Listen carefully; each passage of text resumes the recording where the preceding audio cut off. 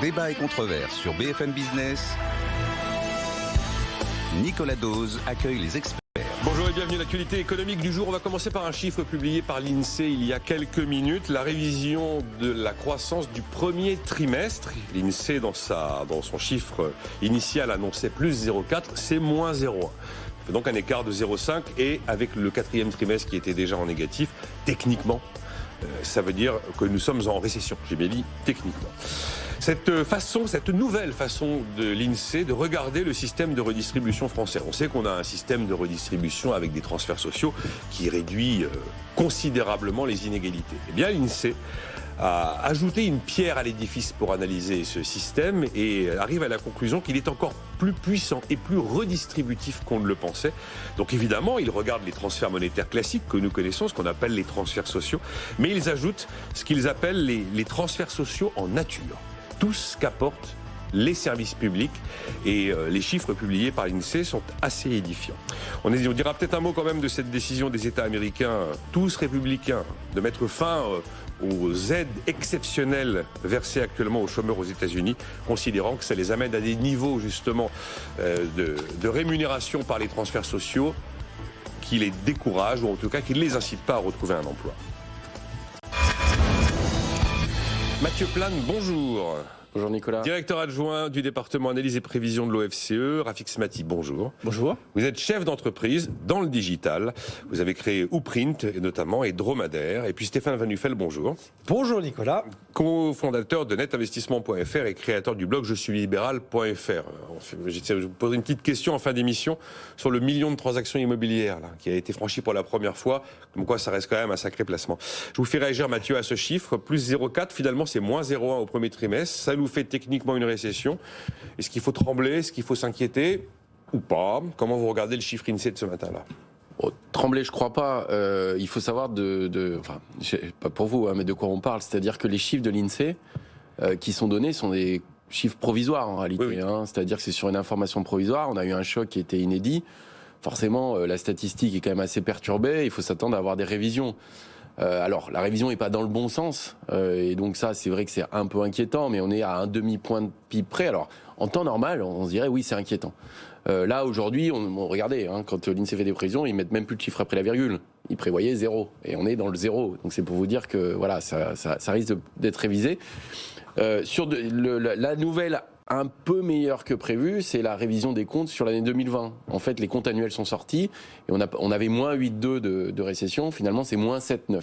Donc, on voit qu'on a aussi un 2020 qui est un peu moins dégradé que prévu, un début de 2021 un peu plus mauvais par contre. La question maintenant aujourd'hui, elle est plus tellement sur ces chiffres-là, elle est sur la vitesse de sortie de crise. On voit les indicateurs, notamment des enquêtes de l'INSEE sur le mois de mai, sont extrêmement positifs, hein, et ça c'est quand même assez rassurant. C'est-à-dire, on retrouve des indicateurs de confiance du côté des chefs d'entreprise qui sont même dans certains cas supérieurs à avant-crise. Donc on peut s'attendre à avoir des bonnes surprises. Et c'est plutôt ça le point positif, plutôt que la révision. Alors les enquêtes aussi sont perturbées, peut-être qu'on aura aussi des mauvaises surprises, mais globalement, il y a un moral plutôt des entreprises, qui est quand même bon, ce qui veut quand même... Quelque part, on peut saluer la politique du quoi qu'il en coûte. C'est-à-dire qu'elle a préservé pour le moment le tissu productif et que, à partir du moment où les mesures sanitaires vont se lever, on peut penser qu'on aura un redémarrage assez fort de l'économie, en tout cas on le souhaite. Mais ce qui veut dire que, si je vous dis que le 5,5% de croissance 2021 sont toujours atteignables, peut-être même les 5,9% de l'OCDE, oui. Oui, tout à fait. Non, mais voilà, tout à fait. Il faut regarder l'acquis avec ce nouveau compte. Hein, parce mais comme on termine mieux 2020, voilà. Donc l'un dans l'autre, est-ce que le quatrième trimestre a été révisé un peu à la hausse, donc le T1 est un peu plus bas, hein, donc c'est quel est le niveau en fait qui compte, hein, par rapport à pré-Covid, par rapport à une situation pré-Covid.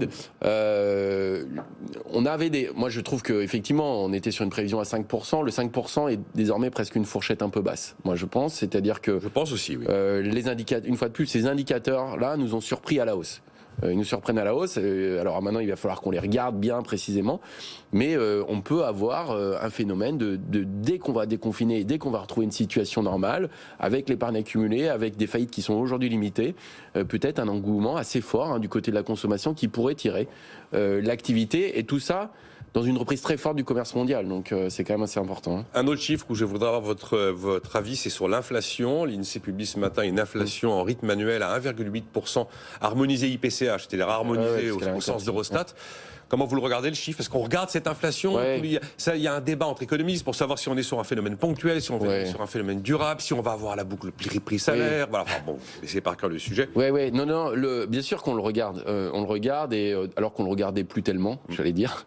Mais on le regarde plutôt du côté, de l'autre côté de l'Atlantique. Ici, quand on regarde le 1,4, il est lié aussi à des effets prix de base, enfin des effets de base, des effets pétrole. En fait, le sous-jacent est plutôt autour de 1%. Voilà. C'est-à-dire qu'il n'y a pas de tension. Si vous retirez les éléments les plus volatiles comme l'énergie ou l'alimentation. L'énergie ou des prix alimentaires qui sont assez volatiles. Du côté des États-Unis, par contre, on voit clairement une reprise de l'inflation, et y compris des anticipations d'inflation. C'est-à-dire que pour le coup, il y a une politique monétaire et budgétaire XXL qui pousse l'économie au max, qui peut créer même des tensions inflationnistes, ce qui serait on va dire une forme de nouveau monde macroéconomique après plus de 10 ans de l'oflation, voire de risque déflationniste. Donc on a une tendance nouvelle. Je crois que notre marché du travail n'est pas encore en tension, pas suffisamment pour enclencher cette fameuse spirale inflation-salaire. C'est vraiment un laboratoire à ciel ouvert ce qui se passe aux États-Unis. Ce qui se passe aux États-Unis, ça s'exporte généralement. Rafik Smati, est-ce que vous vous y retrouvez en tant que chef d'entreprise? Là, hier, le message de Bruno Le Maire sur une partie de la journée a été de dire attention, on va commencer à débrancher quoi qu'il en coûte. Ça peut pas, on va pas nationaliser les salaires éternellement. Et en même temps, on vous sort une loi de finances rectificative où on vous dit mais on rajoute quand même un petit point de PIB. Parce qu'on rajoute 15 milliards et demi, mais on vient de rajouter par décret d'avance 7 milliards d'euros. Alors on débranche, mais on met 20 milliards. 23. Vous vous y retrouvez? Écoutez, je pense que ça fait... Oui, je m'y retrouve. Et je vais vous dire pourquoi je m'y retrouve. Parce que ça fait 40 ans que notre logiciel est celui-ci. La politique du carnet de chèques... Je coupe le son. Non, mais la politique du carnet de chèques, Nicolas Dose, elle date pas d'il y a un an en France. Elle est profondément ancrée dans nos gènes. On peut citer le quoi qu'il en coûte, mais même dans le quoi qu'il en coûte, il y a une dimension du quoi qu'il en coûte qui est nécessaire, qui a soutenu l'économie et qui est absolument vitale. Personne ne le nie. Je peux vous citer d'autres éléments du quoi qu'il en coûte. Par exemple, un qui nous a été annoncé la semaine dernière, les tests PCR offerts pour les touristes qui viendraient en France.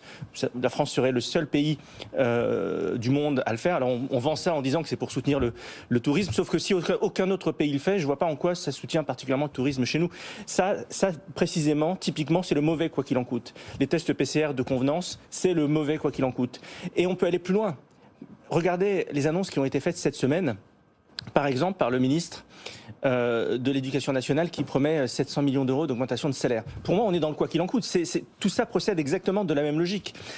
Alors moi, je suis pour le fait d'augmenter les salaires des profs, mais avant d'augmenter le salaire des profs, une augmentation de salaire, c'est la résultante d'un processus de réforme majeure de la fonction publique. Or là, on fait un chèque, mais on ne réforme rien. Et tout ce que nous voyons, regardez le chèque culture, etc. En fait, voilà, c'est culture qui a été généralisée. Oui. Et en fait, le quoi qu'il en coûte aujourd'hui, et c'est ça qui m'inquiète profondément, va bien au-delà de la politique sanitaire et de ses conséquences. Le quoi qu'il en coûte, c'est un petit peu comme si il y avait dans l'ère du temps, avant la crise Covid, l'idée selon laquelle il fallait bien gérer les deniers publics, ce qui n'était pas le cas, je vous le rappelle, parce que la France, quand même, on était à 56% de dépenses publiques rapportées au produit intérieur brut, mais il y avait quand même cette petite musique qui disait, oui, il faut qu'on fasse des efforts. Aujourd'hui, ça y est, tous les tabous sont levés, la boîte de Pandore est ouverte, on est en mode open bar, et on peut légitimement s'interroger sur le fait de où est-ce que tout cela va nous emmener. Pour vous, le quoi qu'il en coûte, c'est notre nouveau monde, finalement. Stéphane Van Nuffel, par rapport à ce qui vient d'être dit, alors soit, effectivement, le message un peu compliqué à saisir pour un chef d'entreprise quand on lui dit on arrête, mais on coupe le son, mais on remet le son en même temps. Alors, et puis cette vision un petit peu plus large de la manière de fonctionner, finalement, de l'appareil d'État français. Alors après, c'est de la rhétorique, mais le quoi qu'il en coûte, c'était un mot très fort, politique, rassurant. On était en guerre quand il. Oui, mais bon, maintenant tout le monde sait ce que c'est. Chômage partiel, fonds de solidarité, bon. Voilà. Mais ce que je veux dire juste, c'est que alors il y avait je vais juste revenir sur un sujet qu'on a déjà qu'on a déjà débattu, c'est que le quoi qu'il en coûte, il ne devait pas avoir de raison. Enfin, ça devait être déraisonné par moment, parce que ça devait couvrir à peu près tout ce qui n'était pas attendu en termes de conséquences du Covid. Bon. Donc pendant un temps, il a fallu envoyer dans tous les sens. C'est ce qu'on a fait. Moi, j'ai fait partie des gens qui, y compris sur ce plateau, se sont un peu inquiétés que ce quoi qu'il en coûte génère peut-être des entreprises un peu zombies et que ça soutienne des activités qui étaient déjà pas en bonne santé avant le Covid, mais quoi qu'il en coûte, le message global, on est tous les uns derrière les autres. Et le message de Bruno Le Maire, tel que moi je l'entends, si c'est votre question, il dit pas la fête est finie, etc., etc. Il dit juste, on va continuer maintenant Enfin, un point de PIB, ça fait 23 milliards d'euros. C'est-à-dire que ça reste une somme colossale. On s'habitue à annoncer des plus 10, plus 20, mais c'est des montants astronomiques. C'est la façon détournée que... Je me souviens plus du terme et je le cherche depuis 2 minutes. Il y a eu, il y a 15 jours, une petite phase où le président de la République a parlé d'un deuxième plan de relance. Et tout de suite, Bruno Le Maire a changé le terme. C'était pas un plan de relance, c'était un plan d'investissement. Voilà le terme. Et donc, en fait, on est peut-être rentré dans ça. Un plan d'investissement, c'est dépenser des sommes, non pas dans tous les sens parce qu'on a un caractère d'urgent, mais c'est peut-être réinjecter de façon plus logique, soit on couvre des dettes, vous voyez mon regard, soit on va réinjecter dans des secteurs où on a besoin de remettre un petit coup. C'est plus le quoi qu'il en coûte. On a bien compris qu'on allait cibler davantage, et puis il y a toujours cette idée que des dettes pourraient être annulées au cas par cas, qui est quand même un engagement politique tout à fait atypique. Ouais, je comprends beaucoup. Vous comprenez comment l'histoire de j'arrête mais je continue et je remets un point de PIB finalement? Le quoi qu'il en coûte, je pense que c'est vraiment les mesures d'urgence qui sont des mesures de crise, qui ne sont pas des mesures structurelles. A priori. Sans doute pas, en dépit de ce que Non, parce que le gros quand même du quoi qu'il en coûte, c'est le fonds de solidarité. Qui a été augmenté d'ailleurs, qui est passé en gros 15 milliards en 2020, qui passe à 25 en 2021, pour la meilleure prise en charge des coûts fixes, ce qui me semble pas mal en fait. C'est longtemps que l'OFCE plaide pour une sorte de chômage partiel. Il y a des exonérations de cotisations pour les secteurs les plus touchés et l'activité partielle.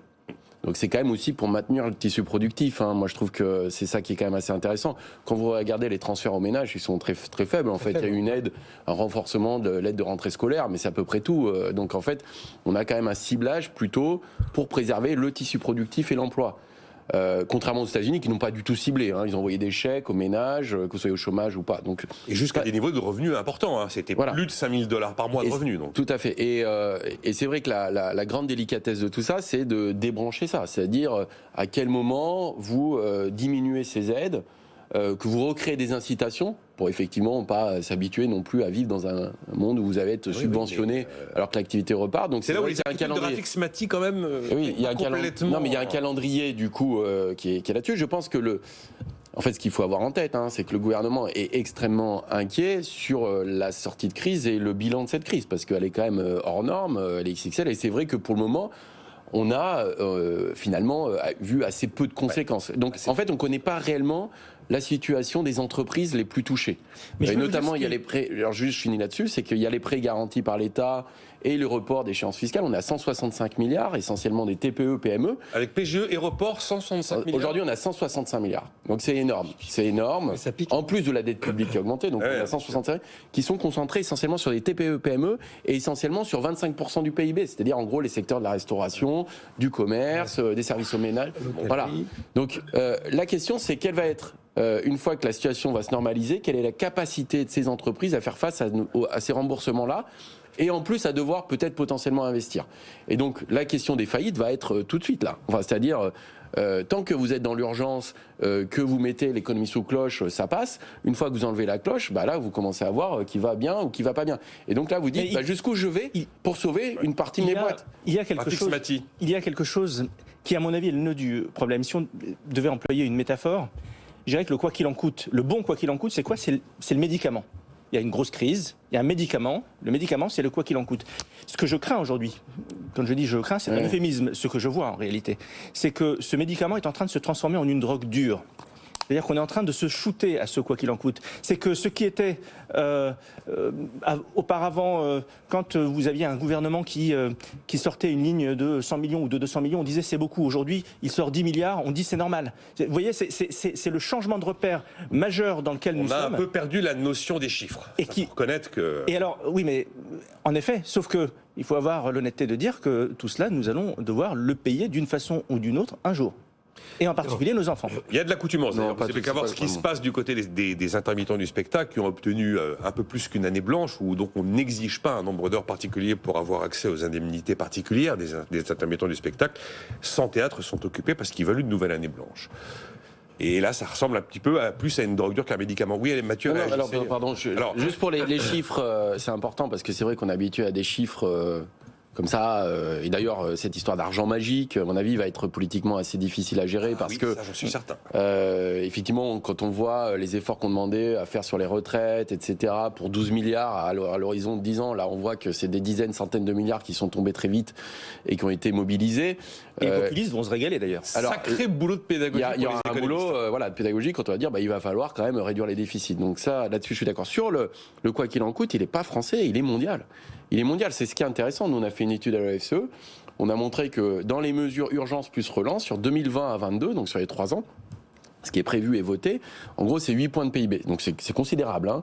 Mais si vous regardez l'Italie, l'Espagne ou l'Allemagne, on est entre 8 et 10. Le Royaume-Uni, on est au-delà de 10. Et pour les États-Unis, hors plan d'infrastructure, donc hors plan Biden, qui est les 1700 milliards sur 8 ans des plans des infrastructures, ils sont déjà à 23 points de PIB. Donc, en fait, ce qui est assez intéressant, c'est pas la France qui a changé, c'est le monde qui est en train de changer. Oui, mais il faut savoir d'où on parle. Il faut savoir d'où on parle.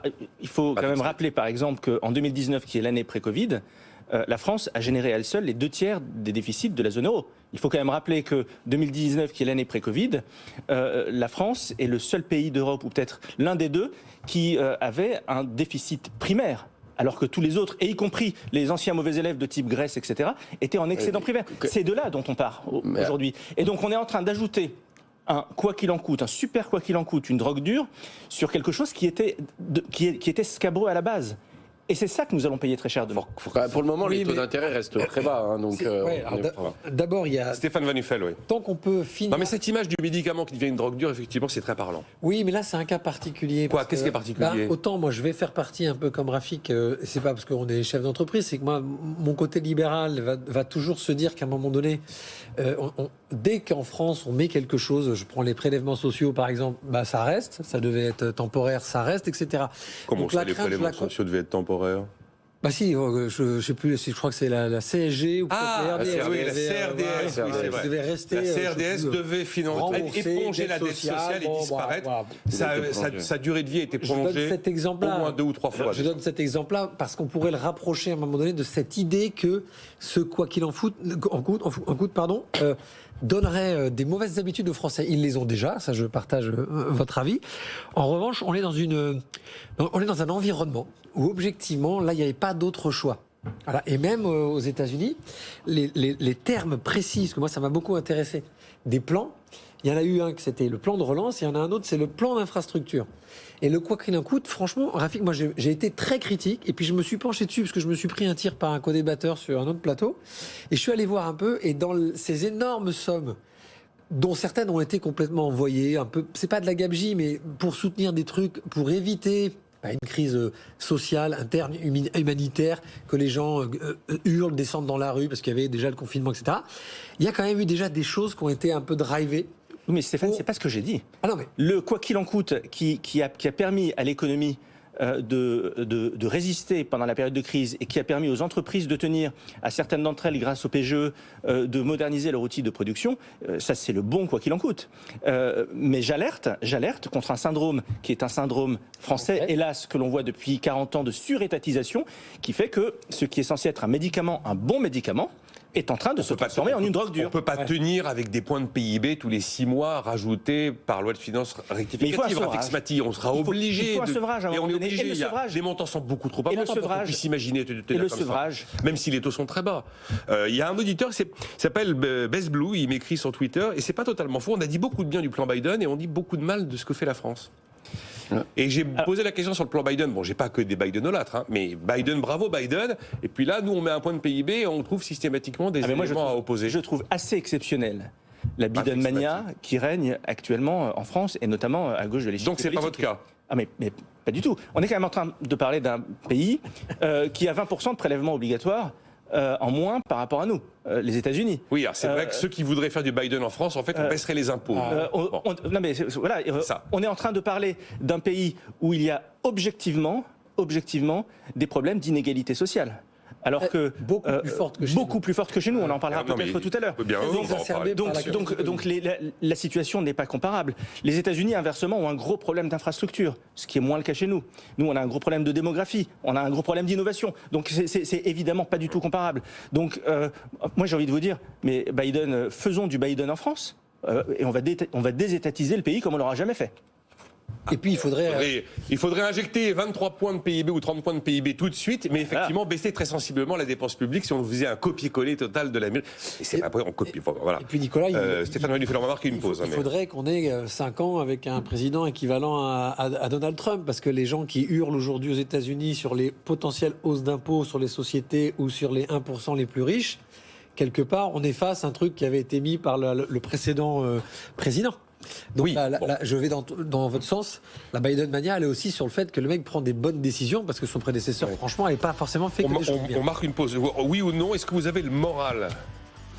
Oui, vous avez le moral, Stéphane Renu-Fell. Toujours. Bon, on peut revenir juste un peu sur Biden. Oui, d'accord. Ok, Mathieu, pas de problème. Non, parce que le moral, les patrons ont retrouvé un moral de niveau d'avant Covid, nous dit l'INSEE. Ouais. Donc vous êtes en moral d'avant Covid.